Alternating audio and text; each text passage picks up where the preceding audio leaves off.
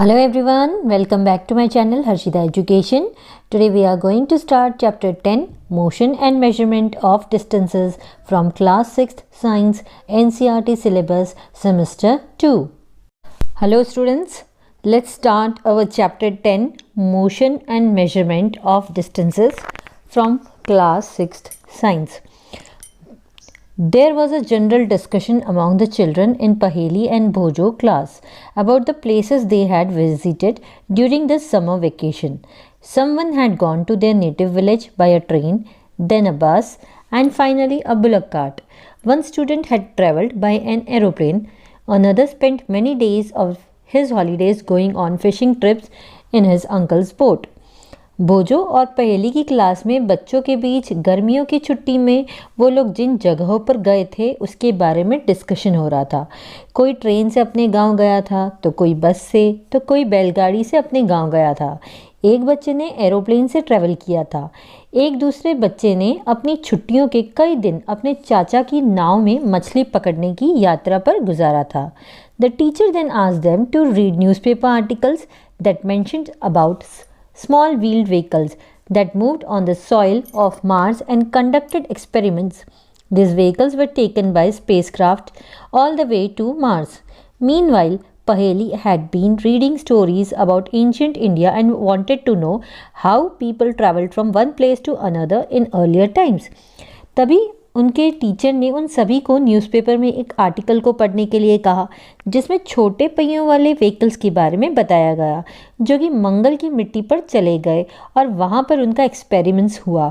इन vehicles को spacecraft में मंगल ग्रह पर ले जाया गया था। तो इस दौरान पहेली जो थी वो प्राचीन भारत के बारे में कहानियाँ पढ़ रही थी और जानना चाहती थी कि पहले के समय में लोग एक जगह से दूसरी जगह किस तरह जाते थे। 10.1 Story of Transport. Long ago, people did not have any means of transport. They used to move only on foot and carry goods either on their back or using animals. बहुत पहले लोगों के पास परिवहन यानी जो ट्रांसपोर्ट है उसका कोई भी साधन नहीं था, तो वे केवल पैदल चलते थे और अपनी पीठ पर माल को ढोते थे। बाद में ये परिवहन के लिए जानवरों का उपयोग करने लगे। For transport along water routes boats were used from ancient times. To begin with, boats were simple logs of wood in which a hollow cavity could be made. Later, people learned to put together different pieces of wood and give shapes to the boats. तो पानी के माध्यम से परिवहन के लिए प्राचीन काल से मार्गों जैसे नावों का उपयोग किया जाता था। शुरुआत करने के लिए नावें जो थी वो लकड़ी की साधारण जो लॉग है उससे बनाई जाती थी, जिसमें मतलब वो जो लकड़ी है वो अंदर से खोखली होती थी। बाद में लोगों ने लकड़ी की अलग अलग टुकड़ों को एक साथ रखना और फिर नाव का आकार देना उन्होंने सीखा। This shapes imitated the shapes of the animals living in water. Recall our discussion of the streamlined shape of fish in chapters 8 and 9. तो ये आकार पानी में रहने वाले जानवरों के आकार की नकल ही थे, इमिटेट उनका किया गया था। जैसे आपने चैप्टर 8 और चैप्टर 9 में मछली के मतलब एकदम जो स्ट्रीमलाइन उनका जो शेप आपने देखा था, व्यवस्थित जो आकार देखा था, उसके बारे में हमने डिस्कशन किया था। Invention of the wheel made a great change in modes of transport. The design of the wheel was improved over thousands of years. Animals were used to pull vehicles that moved on wheels. तो पहिए के आविष्कार ने परिवहन के साधनों में एक महान परिवर्तन किया, बहुत ही बदलाव हुआ। पहिए का डिज़ाइन हजारों वर्षों में सुधार होता हुआ आया। जानवरों का इस्तेमाल उन गाड़ियों को खींचने के लिए किया जाता था जो पहियों पर चलती थी। Until the beginning of the 19th century, people still depended on animal power to transport them from place to place. The invention of steam engine introduced a new source of power. Railroads were made for steam engine driven carriages and wagons. तो 19वीं शताब्दी के शुरुआत तक लोग अभी भी जानवरों, नावों और जहाज़ों पर निर्भर थे ताकि उन्हें एक जगह से दूसरी जगह ले जाया जा सके। तो जो स्टीम इंजन है यानी कि जो भाप से चलने वाला जो इंजन है उसके आविष्कार से परिवहन के नए साधनों का काफ़ी ज़्यादा विकास हुआ।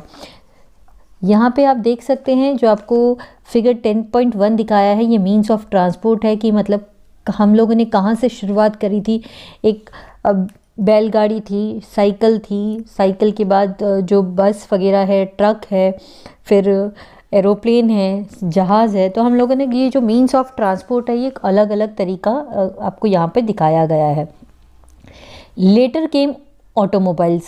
Motorized boats and ships were used as means of transport on water. The early years of 1900 saw the development of aeroplanes. These were later improved to carry passengers and goods. Electric trains, monorail, supersonic aeroplanes and spacecraft are some of the 20th century contribution. तो rail road को steam engine, carriage और वैगनों के लिए बनाया गया था। बाद में मोटर कार, ट्रकों और बसों जैसे ऑटोमोबाइल आए। इसके अलावा मोटर से चलने वाली नौकाएं यानी जो नाव वगैरह है वो, जहाज़, इन सब का उपयोग पानी पर परिवहन के साधन के रूप में किया गया। 1900 की शुरुआती सालों में एरोप्लेन के विकास को देखा गया। बाद में यात्रियों और सामानों को ले जाने के लिए इनमें काफ़ी ज़्यादा सुधार किया गया, जैसे इलेक्ट्रिक ट्रेन्स हैं, स्पेस क्राफ्ट है। ये सब 20th सेंचुरी के कुछ योगदान हैं। Figure 10.1 shows some of the different modes of transport. Place them in the correct order from the earliest modes of transport to the most recent. Are there any of the early modes of the transport that are not in use today? तो अगर आप figure 10.1 देखेंगे जो मैंने अभी आपको दिखाया, तो उसमें जो ट्रांसपोर्ट के जो अलग अलग तरीक़ों में से कुछ ये दर्शाता है कि ट्रांसपोर्ट के शुरुआती मोड में सबसे पहला जो है वो कौन सा था, उसके बाद कौन सा आया। तो क्या आज ट्रांसपोर्ट के कोई ऐसे शुरुआती तरीके हैं जो आज आप उपयोग में नहीं करते हैं, आज जो यूज़ में नहीं है। Next is 10.2, how far have you travelled, how wide is this desk, how did people know how far they have travelled, how will you know whether you can walk all the way to your school or whether you will need to take a bus or a rickshaw to reach your school. When you need to purchase something, it is possible for you to walk to the market. How will you know the answers to these questions? It is often important to know how far a place is so that we can have an idea how we are going to reach that place. Walk, take a bus or a train, a ship, an aeroplane or even a spacecraft. तो लोगों को कैसे पता था कि उनको कितनी दूर यात्रा करनी है? आपको कैसे पता चलेगा कि आप अपने स्कूल तक पैदल जा सकते हैं या फिर आप अपने स्कूल तक पहुंचने के लिए बस या रिक्शा लेने की आपको ज़रूरत है या नहीं? जब आपको कुछ ख़रीदने की ज़रूरत होती है तो क्या आपके लिए बाज़ार तक चलना संभव है, पॉसिबल है? तो इन सब सवालों के जवाब कैसे आप जानेंगे? तो ये जानना बहुत ज़्यादा ज़रूरी है कि कोई जगह कितनी दूर है, ताकि हमें एक अंदाज़ा हो सके कि हम उस जगह तक पहुंचने के लिए कैसे जा रहे हैं। या हम पैदल जा रहे हैं या फिर हम ट्रेन का यूज़ कर रहे हैं, हवाई जहाज़ का यूज़ कर रहे हैं, जो जहाज़ है उसका यूज़ कर रहे हैं, या फिर आप किसी स्पेस क्राफ्ट का यूज़ कर रहे हैं। Sometimes there are objects whose length or width we need to know. In Paheli and Bhojo's classroom, there are large desks which are to be shared by two students. Paheli and Bhojo share one desk but frequently end up fighting that the other is using a larger share of the desk. तो कभी कभी ऐसी वस्तुएं होती हैं जिनकी लंबाई या चौड़ाई हमें जानना ज़रूरी है। पहेली और भोजो की क्लास में बड़े बड़े डेस्क हैं जिन्हें दो बच्चों द्वारा शेयर किया जाता है। पहेली और भोजो एक डेस्क पर बैठते हैं, लेकिन अक्सर वो लोग इस बात पर झगड़ते हैं कि जो दूसरा बच्चा है वो डेस्क का एक बहुत ही बड़ा हिस्सा यूज़ कर रहा है। On the teacher's suggestion, they decided to measure the length of the desk, make a mark exactly in the middle of it and draw a line to separate the two halves of the desk. तो teacher के suggestion पर उन्होंने desk की लंबाई मापने और इसके ठीक बीच में एक निशान बनाने और डेस्क के दो हिस्सों को अलग करने के लिए एक लाइन बनाने का फैसला किया। Both of them are very fond of playing gilli danda with their friends. Bhojo brought a set of गिल्ली and डंडा with him. तो पहेली और भोजो दोनों को अपने दोस्तों के साथ गिल्ली डंडा खेलने का बहुत ज़्यादा शौक़ था, मज़ा आता था उनको। तो भोजो अपने साथ एक गिल्ली और डंडे का सेट हमेशा रखता था। Here is how they try to measure the length of the desk using the डंडा and the गिल्ली. You can see in figure 10.2. तो यहाँ बताया गया है कि कैसे उन्होंने जो गिल्ली डंडा है उसका यूज़ करके डेस्क की लंबाई को मापने की कोशिश करी, जो कि आप 10.2 फिगर में देख सकते हैं। तो ये देखिए 10.2 जो फिगर है यहाँ पे आपको दिखाया गया है कि पहले उसने एक डंडा रखा है, फिर उसने जो गिल्ली है उसको रखा है और इस तरह से उसने जो डेस्क है उसको मेजर करके बराबर डिवाइड किया है। The desk seems to be having a length equal to 2 danda lengths and 2 lengths of the gilli. Drawing a line in the middle of the desk leaves each of them happy with a half of the desk equal to a danda and a gilli in length. After a few days, the marked line gets wiped out. Bhojo now has a new set of gilli and danda as he lost his old one. Here is how the length of the desk seems to measure using the gilli and danda, figure 10.3. तो लगता है कि desk की जो लंबाई है वो 2 गिल्ली और 2 डंडी के बराबर है। अगर डेस्क के बीचों बीच एक लाइन खींच दी जाए तो हर किसी के हिस्से में एक डंडा और एक गिल्ली जितना हिस्सा जाएगा। दोनों इस बात से काफ़ी खुश थे कि दोनों को बराबर का हिस्सा मिला, लेकिन कुछ दिनों के बाद खींची हुई जो लाइन थी वो मिट जाती है। अब भोजो के पास जो गिल्ली और डंडा है उसका नया सेट है, क्योंकि उसका जो पुराना जो सेट था गिल्ली डंडा का वो खो गया था। तो यहाँ पे आप देखिए, यहाँ पे 10.3 फिगर में आपको दिखाया गया है कि अब उसके पास जो गिल्ली डंडा है उसके पास वो नया सेट है। Hello, now when measured with the new set of gilli and danda, the desk length seems to be about 2 danda lengths, 1 gilli length with a small length still left out. This is less than 1 gilli length. Now what? What would you suggest Paheli and Bhojo do to measure the length of the whole desk? Can they use a cricket wicket and bales to measure the length, or do you think that this might create the similar problem? तो यहाँ 10.3 figure में आपको जो बताया जा रहा है कि किस तरह से वो गिल्ली और डंडा का इस्तेमाल करके डेस्क को वापस मेजर कर रहे हैं। अब जब नए गिल्ली डंडे के सेट के साथ डेस्क को मेजर किया तो डेस्क की जो लंबाई थी लगभग वो 2 डंडे, यहाँ पे मैं आपको वापस से दिखा रही हूँ, यहाँ पे 2 डंडे और 1 गिल्ली की लंबाई जितनी हुई, यानी कि अभी 1 गिल्ली की लंबाई से वो कम है। तो अब क्या होगा? तो पूरी डेस्क की लंबाई मापने के लिए पहेली और भोजो को क्या सजेशन आप दे सकते हैं? क्या वे लंबाई मापने के लिए जो क्रिकेट के जो विकेट की जो डंडी आती है या फिर जो उसके बेल्स आते हैं उसको इस्तेमाल कर सकते हैं? या आपको लगता है कि ये इसी तरह की समस्या वापस से इसी तरह से प्रॉब्लम क्रिएट करेगा? One thing they could do is to take a small length of string and mark 2 points on it. This will be a string length. They can measure the width of the desk in the string lengths, so which you can see in 10.4 figure. How can they use the string to measure distances less than the length of a string? They can fold the string and mark it into half, 1/4 and 1/8 string lengths. Now perhaps Paheli and Bhojo can measure the exact length of the desk using the string. You would say that they should use the scale in their geometry box and solve their problem. Yes, of course. तो एक चीज़ है जो वो कर सकते हैं, वो ये है कि छोटी लंबाई की स्ट्रिंग और उस पर 2 पॉइंट्स को वो मार्क कर सकते हैं। तो यह एक स्ट्रिंग की लंबाई होगी। वो डेस्क की चौड़ाई को भी इस स्ट्रिंग की मदद से मेजर कर सकते हैं, जो आप फिगर 10.4 में देख सकते हैं।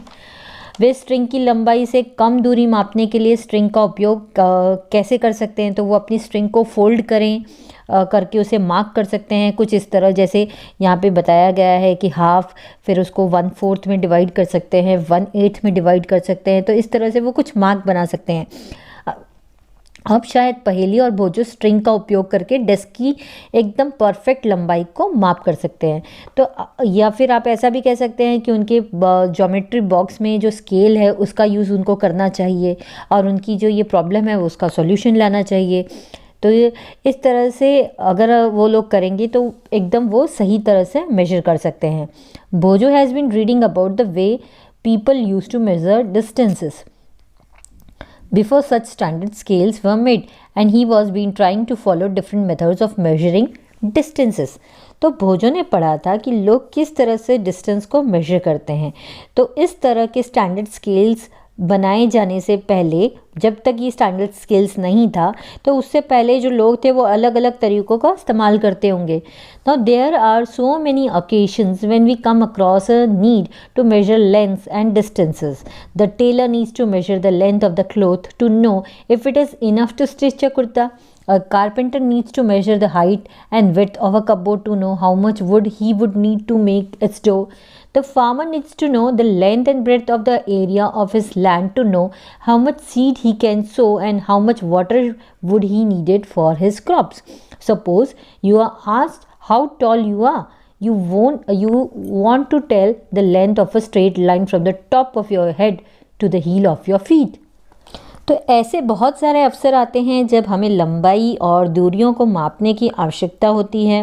तो ये जानने के लिए कि क्या जो कुर्ता है वो सिलने के लिए जो कपड़ा हम टेलर को देते हैं तो वो इनफ होता है. क्या टेलर को कपड़े की लंबाई मापने की ज़रूरत है?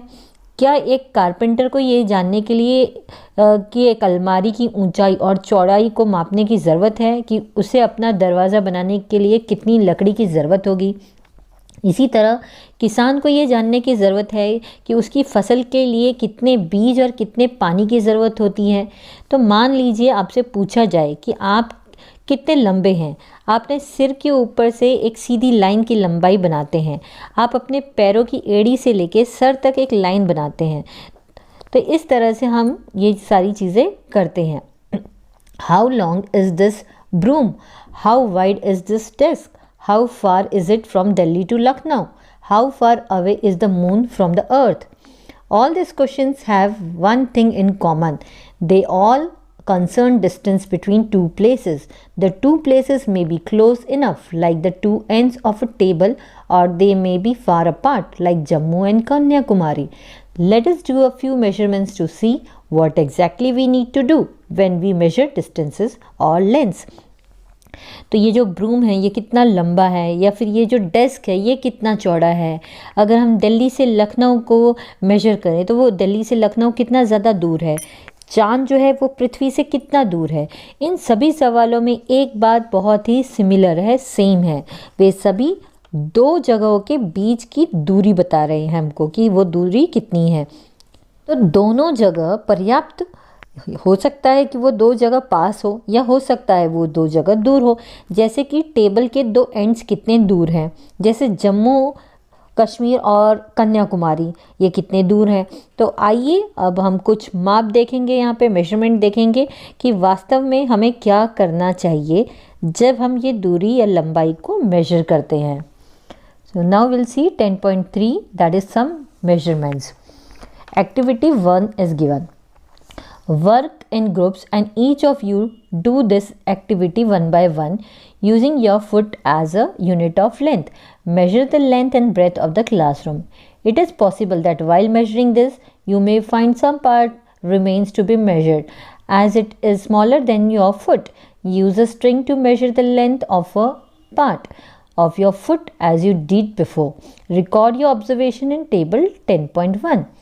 तो यहाँ पे आपको एक एक्टिविटी दी है, कुछ मेजरमेंट्स दिए हैं. तो आपको ये एक्टिविटी ग्रुप में करनी है और आप में से हर एक को ये एक्टिविटी को करना है. तो क्या कर सकते हैं, अपने पैरों का आपको यूज़ करना है. अपनी क्लास की लंबाई और जो चौड़ाई है यानी जो लेंथ और ब्रेथ है उसको मेजर करना है अपने पाँव से. तो ये संभव है कि इनको मापने के दौरान आपको कुछ हिस्सा नापा जा सके, क्योंकि यह आपके पैर से छोटा है. अपने पैर के एक हिस्से की लंबाई मापने के लिए एक स्ट्रिंग का यूज़ कर सकते हैं आप, जैसे आपने पहले किया था. और फिर टेबल, यहाँ पे जो आपको टेबल 10.1 दी है उसमें जो भी आप ऑब्जर्व करते हो तो मेजर करके आपको इसमें लिखना है. Activity 2. Work in a group and each of you use your handspan as a unit to measure the width of a table or a desk in the classroom which you can see in figure 10.5.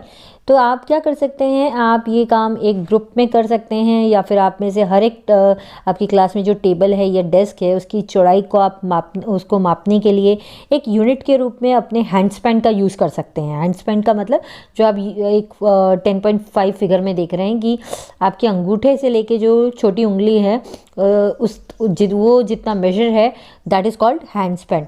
तो इस तरह से आप कर सकते हैं. Here too you may find that you need string lengths equal to your handspan and then fractions of the string length to make the measurement. Record all observation in table 10.2. तो यहाँ भी आप पा सकते हैं कि आपको अपने हैंडस्पैन के बराबर स्ट्रिंग की लेंथ की ज़रूरत है और फिर माप बनाने के लिए इस स्ट्रिंग की लंबाई के अंशों की आपको ज़रूरत है। ठीक है, तो जो भी आप मेजर करते हैं उसको आप अपने जो भी ऑब्जर्व आप कर रहे हो उसको आप टेबल 10.2 में आप लिख सकते हो। We see that measurement means the comparison of an unknown quantity with some known quantity. This known fixed quantity is called a unit. The result of a measurement is expressed in two parts. One part is a number, the other part is the unit of the measurement. For example, if in activity 1 the length of the room is found to be 12 lengths of your foot, then 12 is the number and foot length is the unit selected for the measurement. तो हम ये देखते हैं कि माप का मतलब unknown quantity की तुलना में कुछ ज्ञात मात्रा के साथ है, तो इसे हम फिक्स्ड क्वांटिटी को इस फिक्स्ड क्वांटिटी को हम यूनिट कहते हैं। ठीक है, तो यहाँ पे आपको जो टेबल दिया है 10.2, तो इस 10.2 टेबल में आपको क्या करना है, चौड़ाई जो आप मेजरमेंट रिकॉर्ड कर रहे हो वो आपको यहाँ पे लिखना है। तो मेजरमेंट के दो भागों मतलब आपको इस मेजरमेंट को दो भागों में बताना है। एक भाग है जिसमें आपको संख्या लिखनी है यानी नंबर लिखना है, दूसरा भाग एक संख्या है। जैसे अन्य भाग माप की इकाई है। यहाँ पे एग्जाम्पल के लिए अगर आपको दिया है तो एक्टिविटी 1 में जो कमरे की जो लंबाई है तो उसमें आप क्या कर रहे थे, आप अपने पैर की लंबाई यानी पैर की अगर 12 लंबाई पाई जाती है तो जो नंबर है वो कितना आएगा, 12 ही आएगा। तो पैर की लंबाई माप के लिए यहाँ पर जो चुना गया है उसे हम कह रहे हैं यूनिट। फुट लेंथ हम क्या बता रहे हैं यहाँ पर, unit. Now study all the measurements recorded in table 10.1 and 10.2. Are all the measurements for the room using everybody's foot equal? Are everybody measurement by handspan of the width of the table equal? Perhaps the result could be different as the length of your handspan and that of your friends may not be the same. Similarly, the length of the foot may be slightly different for all the students.